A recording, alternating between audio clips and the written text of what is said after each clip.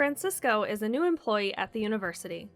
On his first day, his laptop wasn't ready, his chair was broken, and his supervisor, Stacy, was out of the office.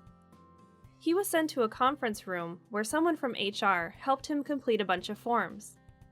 He was not introduced to anyone, and when he asked a colleague a question, they were too busy to help. He had no one to go to lunch with, and since his laptop wasn't ready, he sat and flipped through a stack of old manuals and reports all afternoon. By the end of the day, he felt like he had made a terrible mistake by leaving his old job. As a result, he feels isolated, demotivated, and unhappy. When Stacy returns to the office the next day, she was surprised to hear Francisco's first day was so disastrous. In her sink-or-swim mentality, she thought he would have been more successful because he was so promising in his interview. Instead, Francisco seems withdrawn. Stacy is frustrated because every time someone new needs onboarding, it's a mad scramble to remember what to do and who does what. Francisco decides to stick it out, but struggles to become a productive member of the team.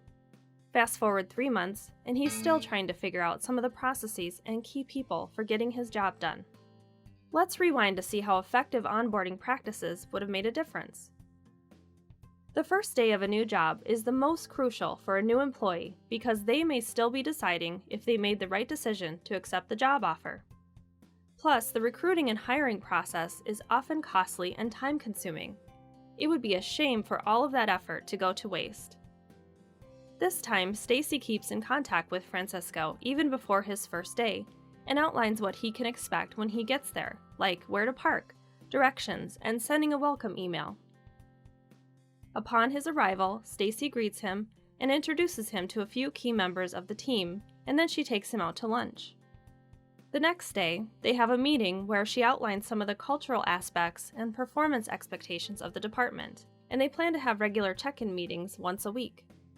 As a result, Francisco is excited to be at the university and part of a well-run department that values their employees and is engaged and productive in no time.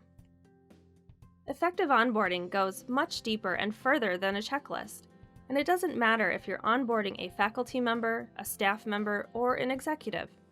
It's an opportunity to engage the employee from the beginning to create a long-lasting relationship and productive performance.